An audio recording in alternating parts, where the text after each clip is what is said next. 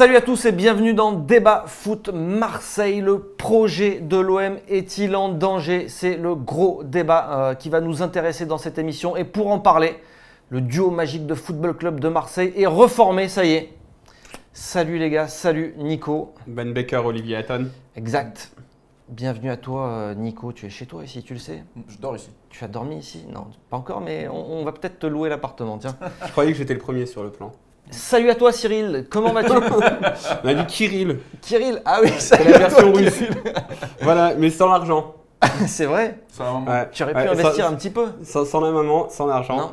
Non. Mourad, bienvenue à toi dans cette émission. Merci. On n'explique pas le Cyril, non, on n'explique pas non plus. Par contre, on va pas non plus expliquer la blague du bureau de Saddam Hussein, mais ça va être l'heure de ton avis tranché qui concerne. Qui concerne pas Tonton Pat. Tonton Pat, c'est bref, Tonton Pat. Allez, La on y va? panchère. C'est parti pour l'avis tranché.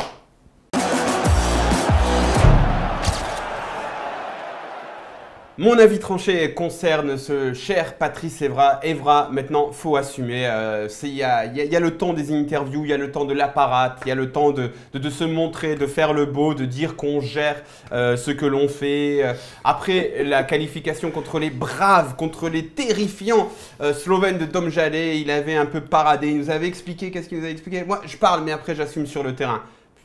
T'as assumé là sur le terrain. Quelques jours après une mémorable branlée à Monaco, il avait dit ouais, j'étais pas sur le terrain. Moi j'ai perdu que 2 matchs depuis que je suis à l'OM. Un pas contre Paris, j'étais blessé, etc. En plus, mieux que ça encore, il avait dit attendez, j'ai hâte de jouer contre Rennes, qu'on reprenne 3 points et qu'on enchaîne. Vraiment? Là t'as pris 3 points là, Patrice. T'étais où hier? Il y a un moment, t'as 36 ans, on a pris l'ancien capitaine de Manchester United, t'en fais des tonnes dans les médias, t'en fais des tonnes partout. Maintenant, on veut au minimum un joueur de foot, au minimum. On ne demande même pas un grand joueur, on demande au minimum un arrière-gauche sur le terrain. Alors, il va falloir arrêter les interviews, il va falloir arrêter les vidéos Instagram. On n'a pas non plus apprécié que tu dises oui, moi j'ai connu des grands clubs, à la Juventus, tu fais un match nul, c'est la crise, etc. Eh bien, à l'OM, tu perds de manière aussi ridicule que ça, c'est la crise, c'est pas la négativité, tu es dans un grand club, tu es encore dans un grand club, donc comporte-toi en grand joueur. Putain, tu m'as fait flipper là, Mourad. Je te jure, là, t'étais en colère. Bah, un petit peu. En fait, je pensais même plus l'être parce que là, je suis un peu résigné. Mais en fait, il y a des choses qui commencent vraiment à m'insupporter dans cette OM. Donc voilà, des fois, il faut que ça sorte. Ouais, Tu es d'accord avec ça m'a Mourad? rappelé le collège quand je me faisais engueuler. Quoi. Ah, je te jure. J'espère qu'il va pas voir la vidéo. Hein. Bah, écoute, Il ça s'est remplacera. fait engueuler, papa. Il s'est fait engueuler, papa. Allez, on va passer au gros débat du jour. Le projet de l'Olympique de Marseille est-il déjà en danger? Et oui, parce qu'après cette lourde défaite contre Rennes, il va falloir trouver aussi quelques coupables. Et il y en a un qui a été désigné par le public. On en parle tout de suite, c'est le gros débat.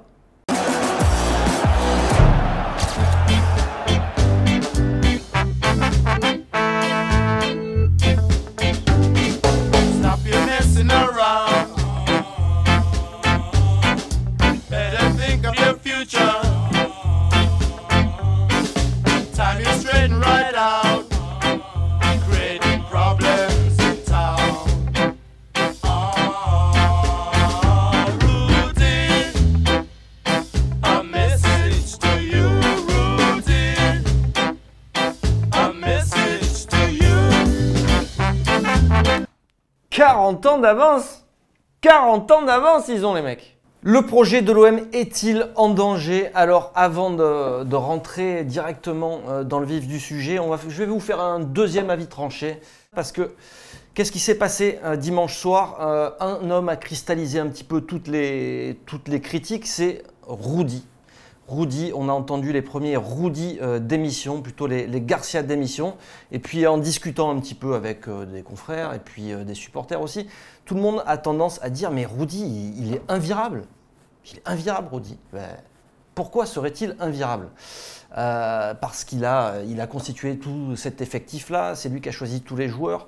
Mais si on se met un petit peu dans la position de Jacques-Henri Hérault, lui, qu'est-ce qu'il va faire? Il va faire une analyse de risque, puisqu'il gère un club de football comme n'importe quelle entreprise. Et bien dans toute bonne entreprise, qu'est-ce qu'on fait? On fait une analyse des risques avant de prendre une décision. Et aujourd'hui, garder Rudy, est-ce que c'est plus... est-ce que finalement, il vaut mieux le virer maintenant ou le virer dans 6 mois quand ça sera la catastrophe totale. Si on le vire maintenant, on peut se poser la question et se dire, en prenant un autre coach, on va pouvoir relancer cet effectif-là. Si on le garde et qu'on attend décembre, ça sera trop tard de virer Rudy. Donc il faut le virer, mais il faut le virer maintenant. Voilà, c'est mon avis tranché. Vous en pensez quoi, messieurs? Nicolas? Moi, je suis pas d'accord avec toi. Pour plusieurs raisons. D'une part, comme tu l'as dit, l'effectif, il est fait pour Rudy. Et on va prendre un coach là. Il va se taper l'effectif de Rudy. Il va galérer. Oh, ça va, Abdenour, il est en forme. Non, mais déjà, premier point. Deuxième point, Rudy, il a un contrat en béton, armé. Donc ça va coûter un braquage. Surtout connaissant ses agents, on vous renvoie vers un très bon article. Qui sont les influents agents de Rudy Garcia? Deuxième raison.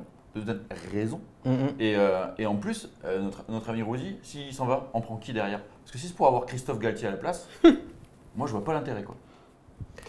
Selon toi, Mourad, est-ce qu'il est invirable cet homme-là? Moi, j'ai envie de rajouter une chose à l'argumentaire de Nico, c'est que je pense qu'il est un peu invirable aussi parce que la méthodique, et il nous a répété pendant des semaines et des semaines, Jacques-Henri Hérault, qu'il travaillait selon une certaine méthode, que l'émotion, on met ça en dehors, comme tu l'as dit, il faut gérer un club de foot comme une entreprise.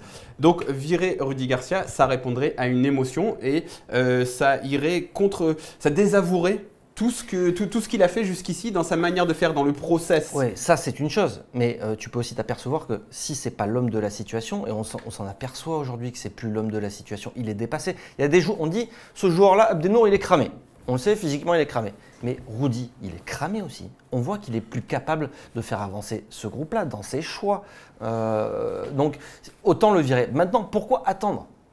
Pourquoi attendre que ce soit une crise encore plus grave que la crise qui est aujourd'hui? Je suis pas sûr que ça soit une crise. Là, ils ont pris une branlée à Monaco, ils ont pris un coup sur la tête, ils ont été minables contre Rennes.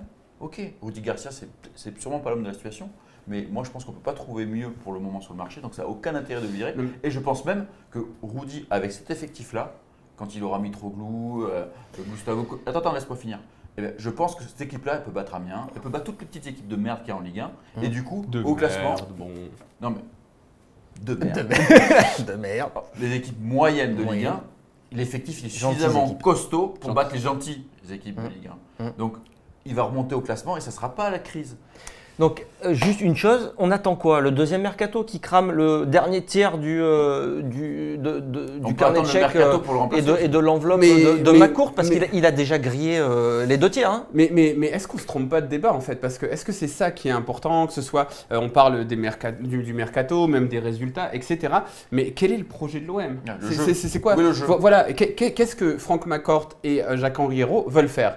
Ils veulent rendre le club à nouveau attractif. Ils veulent que les Marseillais reviennent au stade. Ils étaient en train de partir dimanche. Voilà, c'est ça le problème. Mais voilà, mais c'est là où j'en viens. C'est qu'ils veulent que les Marseillais reviennent au stade. Ils veulent que la marque OM reprenne un peu de l'importance, qu'elle redevienne une chose importante. Ils veulent construire des choses autour de ce club. Et c'est là où il faut se demander si, même si tu réussis à avoir des résultats, mais que tu joues de manière ridicule, que tu tapes encore un 6-1 ou 7-1 contre le PSG, parce que ça peut être encore pire, mais que tu bats Angers et Amiens 2-0, 2-1 et que tu termines 3e. Est-ce que là, le projet de l'OM, il va pas droit dans le mur? Parce que tu n'auras aucun enthousiasme des Marseillais autour de leur club, tu n'auras aucune attractivité de la marque sur les marchés parce que à chaque fois que tu joueras le dimanche sur Canal+, tu te prendras des 5-6-0. Donc c'est là où le projet il va droit dans le mur et c'est là où il faut que Rudy Garcia… il faut poser la question à ce qu'il fait actuellement. Est-ce qu'il comprend ce qu'il fait? Est-ce qu'il comprend dans quel projet global il est? On voit qu'il est plus lucide par rapport à ça, Mourad. Il n'est plus lucide. En conférence de presse d'après-match, les explications qu'il donne dans toutes ses conférences de presse. Mais ça, il l'a jamais été. Au-delà de ça, on voit aussi maintenant ce qu'il propose en termes de jeu. Alors, est-ce que pour ça, tu as entendu ce que Mourad vient de dire, est-ce que tu penses qu'il est à même de poursuivre dans ce projet-là? Moi, je pense que là, on tire des conclusions trop hâtives. Si on recentre, on prend un peu de recul. Là, il y a eu 2 énormes défaites, 2 humiliations. Donc, effectivement, c'est une crise à Marseille, c'est normal. Il y en a eu 4 la saison dernière. D'accord, mais là, on parle aujourd'hui. Là, ce qui s'est passé là, pourquoi il y a des tensions, pourquoi ça part en sucette? Il y a ça. Ça, c'est une première chose. Crise de résultats avec 2 branlées, 2 humiliations. Mais avant ça, gestion du mercato. Il y a la gestion du mercato, mais comme tu disais, moi, je pense que le point central, ça reste le jeu. Et le jeu, on n'y est pas. Est-il l'homme de la situation pour faire du jeu à l'Olympique de Marseille? Il On a- a l'impression que c'est plus du tout le même coach qu'il y avait à Lille. Et on peut aussi, à Lille, En fin de saison il avait dernière, il y a Hazard. eu quand même des matchs sympas. Ça n'a pas tout le temps été catastrophique. Il y a eu des matchs où même ça a joué au ballon. Il y en a eu un ou deux, quoi. Enfin, pas plus. Il y a eu 3-4 matchs sympas. Non, Nice, en octobre, Nice, non, Saint-Étienne. en octobre, novembre, c'était pas Voilà, mal. Nice, Quand tu gagnes- Saint-Étienne, Bordeaux. Quand tu gagnes contre Lille, Nancy, au Vélodrome, c'est pas trop mal. Mais après, il y a plein de questions qu'il faut qu'on se pose parce qu'on dit oui, à Lille, il était pas comme ça et tout. À Lille, lorsque j'ai parlé avec des journalistes qui travaillaient là-bas à l'époque, ils m'ont dit mais vous découvrez maintenant qu'il a un ego surdimensionné, le mec. À la Roma, il ne s'est pas remis en cause non plus. Il n'a pas changé en fait. Il n'a pas changé. Après, peut-être aussi qu'à Lille, le 4-3-3 et ce qu'il proposait dans ce 4-3-3, c'était un peu plus novateur. Maintenant, ça l'est plus. On l'a vu hier. Le problème aussi, c'est qu'il est ultra prévisible. Donc en fait, tout ça, le mec, il n'a pas changé. Je pense pas qu'il ait énormément changé. Il a peut-être pris encore un peu plus confiance en lui, ce dont il n'avait pas besoin. Et voilà quoi. Donc c'est pas. Donc c'est il pas- va mourir avec ses idées et faire Mais couler ça, l'OM on peut-être est pas- avec on- ses on idées. n'est pas sûr. C'est aussi le risque. Donc Mais- gestion des risques, on fait une analyse et on se dit, Mais ça, c'est une on le vire possibilité. C'est pas une maintenant certitude. ou dans 6 mois. Parce que dans 6 mois, ça sera Mais trop c'est- tard. mais ça, c'est pas une La- certitude. la saison, elle sera terminée. On est d'accord, mais t'es pas sûr de ça. Garcia, il peut aussi, à un moment donné, avoir un peu de lucidité, ce qu'il n'a pas en ce moment, et se dire là, je pars complètement en sucette. J'ai peut-être pas fait jouer les bons joueurs et j'ai peut-être plus le système tactique qui va. Peut-être que lui, il peut aussi se remettre en question. Il ne faut pas non plus tout jeter d'un coup, quoi. Je dis, Garcia, c'est pas non plus le pire coach qu'on ait eu. Là, il est complètement en galère. On voit bien qu'il est perdu. Mais je pense qu'on va un peu trop loin. On va un peu trop loin. Garcia, il a peut-être les moyens de se reprendre. Je ne suis pas sûr. Mais peut-être. Je ne suis pas sûr, mais peut-être. Moi, je sais pas s'il en a les moyens, s'il en a pas les moyens, mais moi, je pense qu'en tout cas, le projet dans sa globalité va dans le mur parce que peut-être que même à Garcia, il faut lui dire bon, ok, si tes résultats sont un peu moins bons, etc. Tu parles d'évaluation des risques, etc. Les objectifs, c'est valorisation de la marque, c'est retour de l'enthousiasme, etc. Donc, fais autre chose et puis tu perds, c'est pas grave, etc. Enfin, je pense pas que Jacques-Henri Hérault ira là-dedans. Et puis, de toute manière, a-t-il les compétences footballistiques? Jacques-Henri Hérault, il l'a répété plusieurs fois. Et pourquoi pas, tu vois, on peut pas toujours tout lui mettre sur le dos. Il a répété plusieurs fois. Moi, j'ai pas les compétences pour aller parler au coach, pour lui dire de faire ci, de faire ça. Donc lui, il les a pas. Donc est-ce qu'il se rend compte de l'ampleur de la catastrophe du jeu sur le terrain? Pas sûr non plus, parce qu'il n'a pas vraiment cette vision-là. Mais il y a un mec Donc, qui peut se rendre compte, par contre. Il C'est s'appelle ce que Andrés j'allais dire. Zubizarreta. Il y a un homme à l'Olympique de Marseille qu'on n'utilise pas. Mais ça, c'est peut-être le problème initial. Ou alors C'est qu'on que n'écoute pas plutôt. Il est On arrivé l'utilise, mais après Garcia. Et c'est ça le problème initial, moi, je pense. Parce que, normalement, s'il était vraiment partie intégrante du projet dès le début, il aurait dû participer au choix du coach, chose qui n'a pas été faite, puisque Garcia est arrivé avant lui, et que le coach a des prérogatives plus importantes que lui au final cut sur le mercato. Donc le problème, il est vraiment là, je pense. Parce qu'au final, que le coach, ça ne marche pas, on change, on en prend un autre. Et le projet il continue, mais là le projet il a tellement été basé sur Garcia par rapport au mercato que déjà, comme tu dis, on a cramé quasiment les 2/3 du budget. Et là c'est là où Hérault il va se retrouver coincé. Parce que s'il est obligé de virer Garcia, il vire Garcia et les 120 millions d'euros qu'il a dépensés avec Garcia, quoi. Et tout le projet, et toute l'histoire de prendre un entraîneur français qui propose du jeu et qui recrute des joueurs qui connaissent l'institution. oui, mais est-ce que tout ça aussi, c'est pas une erreur de. Mais après même si c'est une Les erreur. supporters, on le sait, ils ont du mal à s'identifier à un coach comme Rudy Garcia. Enfin, on ne le découvre pas. Dès le début, Ça ça dépend, a s'il y a été du jeu sur le terrain, il n'y aurait pas eu de problème. Hein.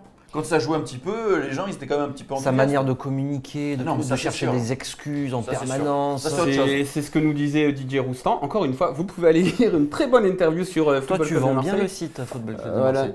Et il nous disait justement, est-ce qu'il n'y a pas eu une erreur au moment d'appréhender l'environnement marseillais? Est-ce qu'on a compris ce que les Marseillais recherchaient? Est-ce qu'on a compris si les Marseillais, est-ce qu'on a identifié un peu les personnes qu'on a aimées à l'Olympique de Marseille, les Guéretz, les Bielsa, même Pape Diouf, même ce genre de personnes? Est-ce qu'on a bien compris ce qui plaisait chez eux? Mais non, parce qu'on ne peut pas comprendre ce genre de choses si on fait une analyse des risques. Parce que on peut avoir un truc très rationnel, comme il dit tout le temps, rationnel, etc.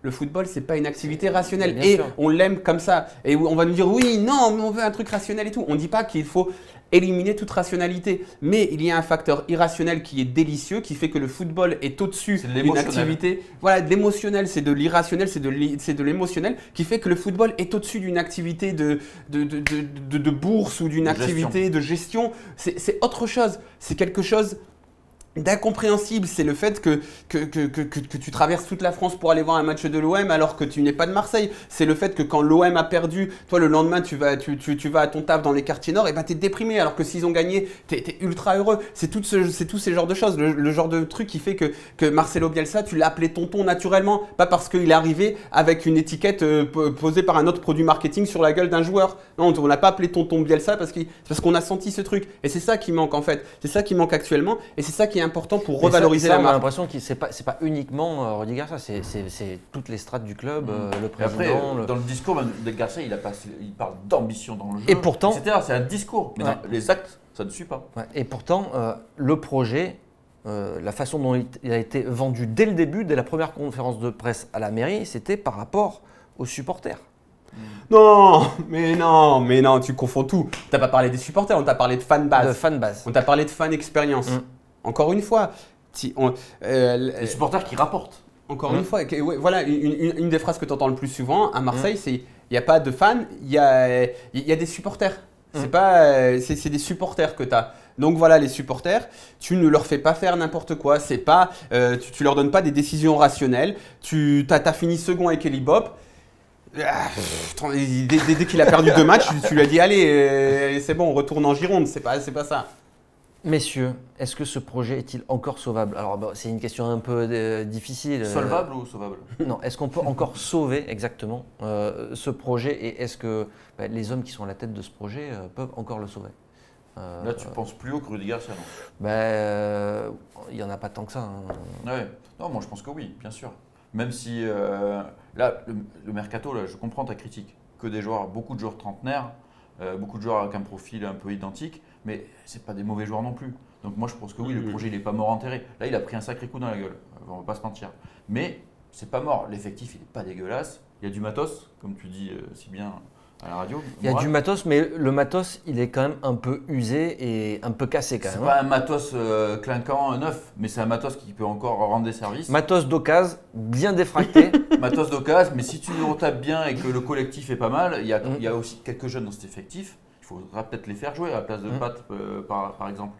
Il y a moyen de faire quelque chose avec cet effectif. Et puis il faut rappeler aussi que la dernière équipe enthousiasmante de l'Olympique de Marseille, je ne cesse de le répéter parce que ça m'a beaucoup énervé quand Bielsa s'est cassé. Il dit ah, vous avez vu l'effectif de malade qu'il avait. Il avait déjà JJ, Morel, Nkoulou et Benjamin Mendy qui était le seul élément de plus ou moins de grande qualité dans sa défense. Et JJ, tellement un grand défenseur qu'en ce moment il est en train de tout casser. 2 ans de suite. Voilà, et Nkoulou aussi, Et pareil. il est où déjà, JJ? À Watford, dans la réserve de Watford. Ouais, il n'est pas qualifié pour la première. Mais bref, donc c'est aussi ce que t'en fais, c'est ça, c'est les émotions, c'est ce que t'en fais. En fait, je pense que ce projet, il a été bien construit à bien des niveaux, que ça reste des gens compétents à bien des niveaux. Sauf qu'il y a un truc, il y a l'irrationnel. L'irrationnel, Moi, c'est je vois beau. pas où est-ce qu'il a été bien construit. Tout découle, selon moi, du recrutement qui a été effectué, mais du début à la fin. Non, ça a mais été Ben- géré. non, mais Ben, tu vois un truc. Ça a été géré n'importe comment. mais Tu ça, vois que par le prisme du mercato, mais il n'y a pas que ça dans le club. non mais attends, tu fais aussi avec les joueurs que tu as, d'accord? Il a Genre, une quand, base, quand tu prends Evra, quand tu prends Certic, quand tu prends, alors tu te prends 6-1, d'un coup, dans l'urgence, il faut que tu trouves un défenseur central. Tu prends un mec qui est tout pété. Ça fait comme par hasard, on te le prête 2 ans, tu sais, cadeau, le Il est Valence, déjà ils n'en blessé. veulent plus. Il est déjà blessé. Tu prends un attaquant, un numéro 9, dernier jour du mercato, blessé. Il va pas jouer avant 1 mois ou 2. Ok, il a un contrat de 5 ans. C'est pas non plus une star internationale. C'est-à-dire, on t'a vendu des choses. Non. Donc, tu vois, C'est ça que et- le projet et aujourd'hui- qu'on t'a vendu, ça c'est vrai. aujourd'hui, si on te parle de jeu, de tout ce que tu veux, c'est par rapport à ça. C'est par rapport aussi au matos que tu as à ta disposition. Mais tu non, vas pas non plus. mais regarde le Alors, matos. ok, mais je t'ai fait Oui. la- Tu peux en tirer plus. Je suis d'accord avec toi, tu peux en tirer plus. mais Mais- même, je t'ai Non, mais prouvé tu par parles Ligue 1, tu là-dessus. peux faire quelque chose avec cet effectif. Voilà, Ouais. mais est-ce que arrêter. Marcelo Bielsa, il avait un entraîneur il avait un effectif de malade. André-Pierre Gignac, tout le monde voulait le dégager. Dimitri Payet, avant la saison avec Bielsa, tout le monde voulait le dégager. Tu remplaçais Payet par Cabella, sincèrement, tout le monde disait oui, oui, oui. Ayou, tu l'avais mis dans un hôtel, dans une chambre d'hôtel en Angleterre pour essayer de le revendre. T'avais un effectif qui tenait pas du tout la route, sauf que t'en as fait quelque chose. Parce que il y a la gestion, il y a la construction de l'effectif, et puis après ce qui fonctionne, on peut peut-être se dire aussi l'exploitation du vélodrome, de réfléchir à plus long terme, de réfléchir à construire quelque chose qui sort du centre de formation, etc. Ça c'est intelligent, ça c'est des choses qui sont cohérentes, c'est bien. On parle pas des c'est partenariats là, on parle de construire un centre de formation bien encadré, avec des gens compétents, etc. Hein. Pas Voilà. des partenariats un peu… Mais tout ça c'est bien, donc il faut pas tout brûler, sauf qu'il y a un truc qu'ils n'ont pas saisi, et je pense que c'est là où notre ami Didier Roustan avait raison, et c'est après qu'il me l'ait dit que j'ai réfléchi. Il y a peut-être une erreur d'appréciation du contexte local. On n'a peut-être pas compris qu'il fallait de la folie, qu'il le fallait, et que la folie, ben ça, tu peux pas le faire avec des PowerPoint, tu peux pas le faire, tu peux pas la commander la folie. C'est un truc qui est irrationnel, et encore une fois, je le répète, c'est ce qui est beau dans le football. Donc on arrête de nous tuer ça, qu'on arrête de me dire oui, mais non, mais je sais pas, il y a plein de clubs qui sont ultra rationnels. Moi, Lyon, ça m'a jamais fait bander parce que c'est trop rationnel, c'est ennuyeux pour moi, voilà. Et Marseille, ça marche à chaque fois. Bon, messieurs, je crois qu'on va s'arrêter là dans ce gros débat qui a été un petit peu chaud. Au lendemain d'une défaite comme ça, c'est toujours un peu chaud. Mais effectivement, on ne pouvait pas faire autrement. Bon, encore une fois, Rudy, il n'y a rien de personnel dans tout ça. Hein. Tu sais, nous, c'est débat, sujet d'actualité de l'Olympique de Marseille. Si on a un petit conseil à donner, c'est de te ressaisir pour le second semestre. C'est ça, comme à l'école, Mourad. Hein, Ouais, Déjà que Patrice s'est fait un peu triquer. Il y a un avertissement C'est de vrai travail, que- hein, ouais. Patrice. Hein. Patrice a reçu un avertissement de Mourad Avertissement de travail. de travail. Ah, ouais. Et par contre, Rudy, un avertissement de conduite en plus. Ah, il n'y a pas beaucoup d'encouragement là dans la classe. Hein. Non. Par contre, Patrice, il a beaucoup redoublé, il ne va pas être gardé l'année prochaine. vrai Ouais. C'est vrai qu'il est vieux quand même pour être encore en CM2, Patrice. Bon allez messieurs, c'est la fin de cette émission. On vous donne rendez-vous pour un nouveau débat foot Marseille. Ça sera vendredi. Et oui, parce qu'il y a Europa League. Il faut regarder l'Europa League les gars. Mhm. Si tu regardes pas l'Europa League. Dans un stade à moitié vide, Et- ça va être et- sympa. Parce qu'après on demande le jeudi. Il n'y a personne qui lève le doigt. Hein. Personne n'a regardé. Hein. Non, mais moi je regarde. Déjà, je regardais l'Europa League avant qu'il y ait l'OM, donc maintenant qu'il y a l'OM. Allez, La vraie Coupe d'Europe. c'est la fin de cette émission. Je l'ai déjà dit. Ciao, ciao. À bientôt.